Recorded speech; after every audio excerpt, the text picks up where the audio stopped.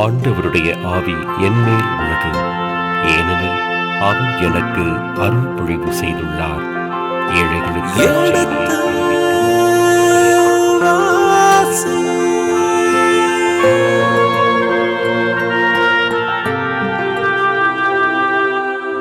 எடுத்து வாசி.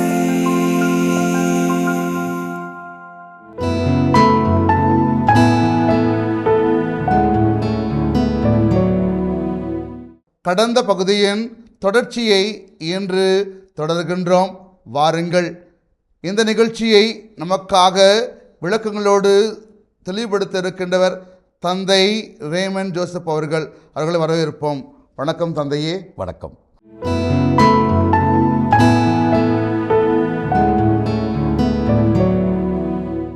தந்தையே, நாம் இப்பொழுது 15ஆம் அதிகாரத்தினுடைய இறுதி பகுதியில் இருக்கிறோம். ஆமாம். அதில் என்ன சொல்லப்படுகிறது தந்தையே? 15ஆம் அதிகாரம் 7 பகுதிகளை கொண்டிருக்கிறது என்று நான் சுட்டிக்காட்டினேன். இந்த 7 பகுதிகளில் முதல் பகுதியும் கடைசி பகுதியும் யூதாவை ஆண்ட, அதாவது தென்னாட்டை ஆண்ட அரசர்களை பற்றி, அதாவது அசரியா அல்லது உசியா, அவருடைய மகன் யோத்தாம், இந்த 2 அரசர்களுடைய ஆட்சியை பற்றி சுட்டிக்காட்டுகிறது. முதல் பகுதி யூதா அரசன் அசரியா அவனுடைய ஆட்சியையும், கடைசி பகுதி யூதா அரசன் யோத்தாம்.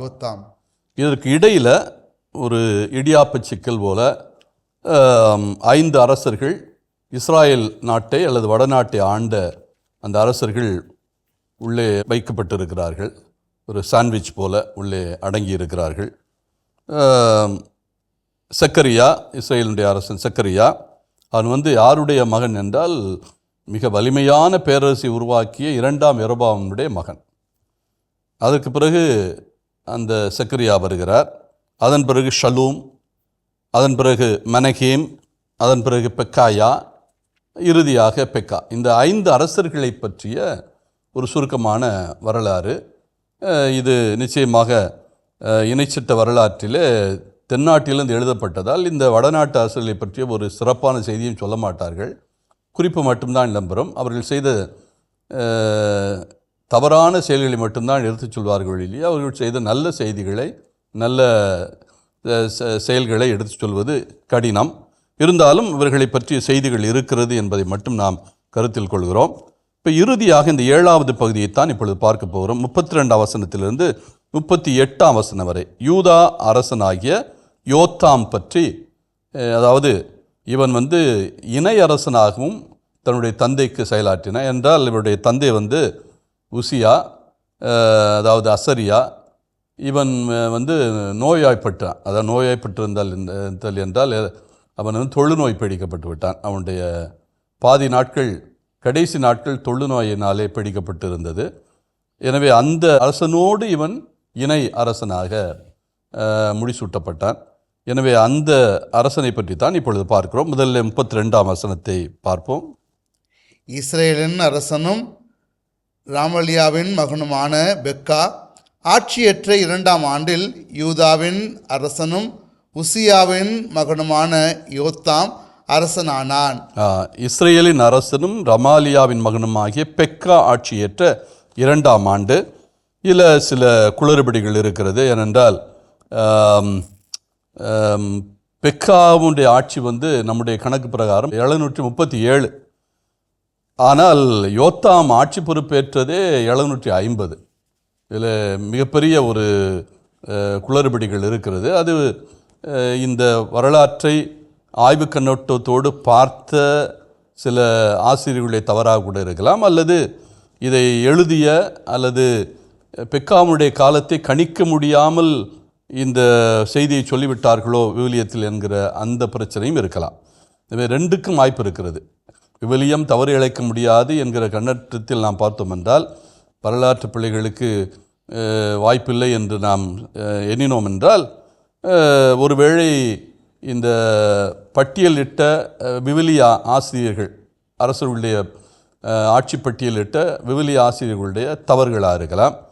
அல்லது ஒருவேளை இந்த பெக்காவுடைய ஆட்சியை கணிக்க முடியாமல் விவிலியத்தில் எழுதியவர்கள் செய்துவிட்டால் வரலாற்று ஆசிரியர்கள் அதை சரி செய்ய நினைத்திருக்கலாம். அது அப்படி தான் பார்க்க முடியும். ஏனென்றால் அடிப்படையில் பெக்கா ஆட்சி செய்த காலம் வந்து நமக்கு நன்றாக தெரியும். 737 732 வரை 5 ஆண்டுகள் அல்லது 6 ஆண்டுகள் என்று கணக்கிடலாம். ஆனால் 735 இறந்து விட்டார் யோத்தாம். அதாவது பெக்கா ஆட்சி செய்த 2ஆம் ஆண்டிலே அவர் இறக்கிறார். அவர் ஆட்சிக்கு வரவில்லை. யோத்தாம் வந்து இறந்து விடுகிறார். பெக்கா ஆட்சி செய்த, அதாவது 735 அவருடைய இறப்பு நிகழ்கிறது. 735 பெக்காவுடைய மகன்தான் ஆட்சிக்கு வருகிறார், பெக்கா ஆட்சியினுடைய 2ஆம் ஆண்டில். எனவே இங்கே ஏதோ ஒரு தவறு நடந்திருக்கிறது என்பதை மட்டும் நான் இங்கே சுட்டிக்காட்ட விளைகிறேன். நம்ம அடிப்படையில் வரலாற்று ஆசிரியர்கள் அல்லது விவிலிய ஆசிரியர்களுடைய கருத்து பிரகாரம் பார்த்தால், இஸ்ரேலின் அரசனும் ரமாலியாவின் மகனுமான பெக்கா ஆட்சியேற்ற 2ஆம் ஆண்டில் யூத அரசன் உசியாவின் மகனுமான யோத்தாம் இறந்தான் என்று தான் சொல்ல வேண்டும். அவன் ஆட்சியை பொறுப்பேற்றான் என்று சொல்வது இங்கே ஏற்றுக்கொள்வது சற்று கடினம். தொடர்ந்து 33. அவன் அரசனான போது அவனுக்கு வயது 25. அவன் அரசனான போது அவனுக்கு 25. உசியாவுக்கு வந்து தொழுநோய் பீடித்தது என்று நாம் பார்க்குறோம்.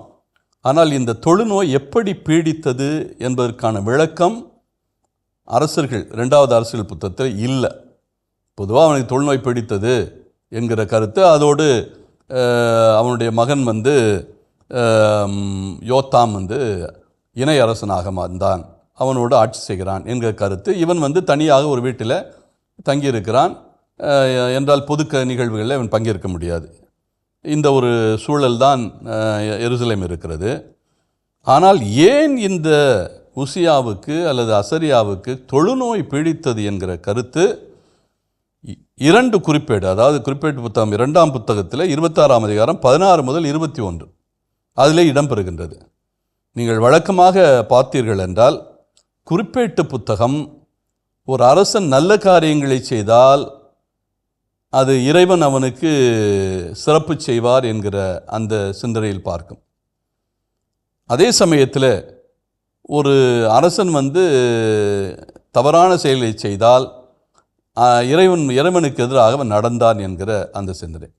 அப்போ இறைவனுக்கு எதிராக அவன் நடந்தால் அவனுக்கு ஏதாவது நோய் வரும், பாதிப்பு வரும், அவனுடைய தோல்வி வரும், இதெல்லாம் வரும். ஆனால் இறைவனுக்கு சார்பாளராக அவன் வாழ்ந்தால், இறைவனுடைய விருப்பத்தின்படி அவன் வாழ்ந்தால் சிறப்புகள் கிடைக்கும், நாடு கிடைக்கும், அவன் எல்லாரையும் வெற்றி கொள்வான், எல்லா இடங்களிலும் அவனுக்கு சிறப்பு கிடைக்கும், எல்லாருமே அவனுக்கு அடிபணிவார்கள் என்கிற அந்த சிறப்புகளை பற்றி பேசும். இதுதான் குறிப்பேட்டு வரலாற்றினுடைய வழக்கமான தன்மை. எனவே அரசன் நல்லது செய்கின்ற போது அது இறைவனுக்கு அவன் கட்டுப்பட்டவன், இறைவனுடைய வழியில் நடக்கிறவன், நேர்மையோடு நடக்கிறவன் என்கிற இந்த சிந்தனையும், அவன் தவறு செய்கின்ற போது அவனுக்கு இழப்பு அல்லது சிறப்பின்மை என்கிற சிந்தனை வருகிறது. அந்த நிலையில்தான் இந்த உசியாவினுடைய வாழ்க்கையையும் நாம் பார்க்க வேண்டியிருக்கிறது. இந்த உசியாவோடு நாம் யாரையும் பார்க்கணும்னா, உசியாவுடைய தந்தை யோவாசு. இப்போ யோவாசு எப்படிப்பட்டவன் என்றால், அவன் குழந்தையாக இருக்கின்ற போதே அரசனானவன். 8 வயதில் இவனை அரசனாக்கியவன் ஒரு குரு, யோயாத்தா என்கிற அந்த குரு தான் அரசனாக்குகிறார். ஆனால் பின்னாளில் யோயாத்தாவின் மீது வெறுப்பும் கொள்கிறார். இந்த யோவாசு காலத்தில் இன்னொரு நிகழ்வும் நடக்கிறது. இந்த யோயாத்தாவுடைய மகன் சக்கரியா, அவன் யோவாசுக்கு எதிராக இறைவாக்கு உரைக்கிறான். இப்போ இறைவாக்கு உரைத்த உடனே இந்த யோவாசு என்ன செய்கிறான்? ஆட்களை தூண்டி, இவன் நேரடியாக களத்தில் இறங்காவிட்டாலும் ஆட்களை தூண்டி கொலை செய்வதற்கு ஏற்பாடு செய்கிறான். நமக்கு சக்கரியா கொலை செய்யப்படுகிறான். இது யோவாசு காலத்திலே இப்படிப்பட்ட நிகழ்வு குருவுக்கு நடக்கிறது, சக்கரியாவுக்கு நடக்கிறது. அதாவது யோயாத்தா என்கிற இவனை வளர்த்த, யோவாசையே வளர்த்த அந்த குருவினுடைய மகனுக்கே ஒரு அநீதியை செயல்படுத்தியவன் யார்? யோவாசு. இப்போ அடுத்த கட்டம் வருகிறது. யோவாசுடைய மகன் உசியா அரசனாக பொறுப்பேற்கிறான். இவன் காலத்தில் என்ன நிகழ்வு? இவனும் வலிமையுடையவனாக இருக்கிறான். ஏறக்குறைய 41 ஆண்டுகள் ஆட்சி செய்கிறான். வலிமை மிக்க அரசனாக உசியா ஆட்சி செய்கின்ற அந்த சூழலில் இவனுக்கு ஒரு காலகட்டத்தில் என்ன நிகழ்கிறது என்றால், இருமாப்பு வருகிறது. குறிப்பேட்டு புத்தகம் 2ஆம் புத்தகத்தை 26ஆம் அதிகாரம் 16ஆம் வசனம் வாசித்தீங்களா? என்ன சொல்லப்பட்டிருக்கிறது? இருமாப்பு கொண்டான். இருமாப்பு கொண்டான், திமிர் பிடித்தவனாக மாறினான். அந்த திமிர் என்ன செய்கிறது என்றால் இவனை அழிவுக்கு கொண்டு வரும். எப்படி அழிவுக்கு கொண்டு வருகிறது? என்ன நடக்கிறது என்றால், கோவில் இருக்கிறது, கோவிலிலே தூபம் காட்டுவதற்கு இவன் தயாராக இருக்கிறான். தயாராக இருப்பது மட்டுமல்ல, ஆண்டவருடைய இல்லத்தில் உள்ள செல்கிறான். அதை யார் தடுக்கிறா? ஏற்கனவே அந்த கொலை செய்யப்பட்ட சக்கரியாவுடைய மகன் அசரியாங்கிறது குரு. இந்த குரு தடுக்கிறார். உசியாவினுடைய அந்த கோவிலுக்கு செல்கின்ற அந்த நிலையை இந்த 80 குருக்களோடு இவர் தடுக்கிறார். அதையும் மீறி இவன் போய் தூவம் காட்டுகிறான். அந்த நிகழ்வு நடந்த கொஞ்ச நேரத்தில் என்ன நடக்கிறது என்றால், இவனுடைய நெற்றியிலே ஒரு வெள்ளை தழும்பு. அதை பார்த்த உடனே இவனை வெளியேற்றுகிறார்கள். இவனே வெளியில் போயிடான். அதற்கு பிறகு இவன் அந்த நிகழ்வுகளிலே இடம்பெறவில்லை. இறைவன் தன்னை தண்டித்து விட்டான் என்பது இவனுக்கு புரிந்துவிட்டது. அதன் பிறகு அவனுடைய உடல் முழுவதும் வெண் தழும்புகளாக விடுகிறது. நம்ம ஏற்கனவே சுட்டி காட்டியபடி அவன் தொழுநோயாளாக மாறுகிறான். அந்த நிலையில்தான் யோயாத்தாம் அரச பொறுப்பு ஏற்கிறான். இது நடந்தது 750. அதாவது இந்த உசியா அல்லது அசரியா என்கிற அந்த அரசன், அவனுடைய ஆட்சி காலம் என்றால் 50 என்றால் 83 ஆட்சி பொறுப்பை ஏற்றான். தன்னுடைய 33வது ஆட்சி காலத்தில் அவனுக்கு தொழுநோய் பிடிக்கிறது. எனவே உசியாவினுடைய ஆட்சி காலத்தின் 33ஆம் ஆண்டிலே அவனுக்கு தொழுநோய் பிடிக்கப்பட்டு அவனால் ஆட்சியிலே தொடர முடியவில்லை. அவனுடைய மகன் ஆட்சி பொறுப்பேற்று, அதாவது யோயாத்தாம் ஆட்சி பொறுப்பேற்கிறான். அதிலிருந்து எல்லா பணிகளையும், அரசு பணிகளையெல்லாம் செயலாற்றுகிறவன் யார்? யோத்தாம். அந்த நிலையில்தான் இப்பொழுது அவன் மகனாகி யோத்தாம் அரசனாகிறான் என்கிற செய்தி. தொடர்ந்து அவன் எருசலேமில் 16 ஆண்டுகள் ஆட்சி செய்தான். அவன் எருசலேமில் 16 ஆண்டுகள். 16 ஆண்டுகள்னா 50 நாம் கணக்கிட்டு பார்த்தோம் என்றால் 730. 750 730 35 அப்படின்னா இணை அரசனாக அவன் ஆட்சி செய்தது 8 ஆண்டுகள். தனியாக அவன் ஆட்சி செய்தது 7 ஆண்டுகள் அல்லது 8 ஆண்டுகள். எனவே இந்த 8 ஆண்டுகள் என்ற கணக்கில் அவன் 16 ஆண்டுகள் ஆட்சி செய்கிறான். 8 ஆண்டுகள் இணையரசனாகவும் 8 ஆண்டுகள் தனியாக அரசனாகவும் 35 வரை ஆட்சி செய்கிறான். தொடர்ந்து சாதோக்கின் மகளான எருசா என்பவளே அவருடைய தாய். சாதோக் என்கிற அந்த பெயர் குறிப்பு இருக்கிறது. நிச்சயமாக இந்த சாதோக் என்பது நம்ம சாலமோன் காலத்தில் குருவாக பொறுப்பேற்ற அந்த சாதோக் அல்ல, இது இன்னொரு சாதோக். எனவே சாதோக்கின் மகளான எருசா, அதாவது இவர்கள் எல்லாருமே எருசலேம் அல்லது தாவீதுடைய பாரம்பரியத்தை சேர்ந்தவர்கள், யூதா பாரம்பரியத்தை சேர்ந்தவர்கள் என்பதை சுட்டி காட்டுவதற்காகத்தான் இந்த பெயர் குறிப்புகள் வருகிறது. தொடர்ந்து 34 அவன் ஆண்டவர் திருமுன் நேர்மையுடன் நடந்து அவன் தந்தை உசியா செய்தது போலவே அனைத்தும் செய்தான். நேர்மையோடு நடந்தான். இது உசியாவினுடைய முந்தைய வாழ்க்கை. அதாவது இவன் இந்த திமிர் பிடிப்பதற்கு முன்னால், செருக்கு வருவதற்கு முன்னால், அல்லது இவனுக்கு அந்த குருக்களுடைய உரிமைகளை பறித்து நான் தான் யாவேக்கு தூவம் காட்டுவேன் என்கிற அந்த மமதை வருவதற்கு முன்னால் ஏற்பட்ட அந்த சூழலைத்தான் இது சுட்டி காட்டுகிறது. எப்படி அவன் நடந்து கொண்டான்? அதற்கு முன்னால் அவன் நேர்மையாளனாக இருந்தான், சிறப்போடு பணியாற்றினான் என்கிற அந்த சிந்தனை. அதே போல அவருடைய மகன் யோத்தாமும் செயல்பட்டான் என்கின்ற அந்த செய்தி இங்கே சுட்டி காட்டப்படுகிறது. 35 ஆயினும் அவன் தொழுகை மேடுகளை அழிக்கவில்லை. இன்னும் மக்கள் அம்மேடுகளில் பலியிட்டு தூவம் காட்டியும் வந்தார்கள். ஆக இந்த தொழுகை மேடுகள், அது மட்டுமல்ல தூவம் காட்டுதல், அம்மேடுகளில் பலியிட்டு தூவம் காட்டுதல், இதெல்லாமே எங்கே நடக்குதுன்னா கெதரோன் பள்ளத்தாக்கில், ஹின்னோம் பள்ளத்தாக்கு, எதரோன் பள்ளத்தாக்கை ஒட்டிய ஹின்னோம் பள்ளத்தாக்கு என்று இருக்கிறது. இந்த 2 பள்ளத்தாக்குகளும், ஹின்னோம் பள்ளத்தாக்கு என்பது ஏறக்குறைய தெற்கு பக்கம் இருக்கிறது, தென்மேற்கு என்று கூட சொல்லலாம். எனவே கிழக்கும் அதன் பிறகு தெற்கும் தென்மேற்கும் என்று இந்த கெதரோன் பள்ளத்தாக்கு விரிந்து செல்கிறது. எனவே கிழக்கிலிருந்து ஆரம்பித்து தெற்கு வந்து தெற்கில் பாதையிலிருந்து மேற்கு நோக்கி செல்கிறது. அங்கே தான் ஹின்னோம் பள்ளத்தாக்கு தென்மேற்கு பகுதியில் இருக்கிறது. இந்த பகுதிகள் முழுவதுமே தொழுகை மேடுகளும், அங்கே தொழுகை மேடுகளில் பலியிடுதலும் தூவம் காட்டலும் நடந்து கொண்டே இருக்கிறது. அதனால தான் இதுக்கு பேரே என்ன, இந்த பள்ளத்தாக்கு பேரே கெதரோன். கிதரோன் என்றாலே இருட்டு என்று பொருள்.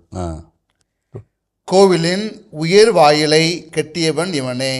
இவன் செய்த ஒரு நல்ல காரியம் என்றால் அது என்னன்னா, கோவிலின் உயர் வாயிலை இவன் கட்டியிருக்கிறான்.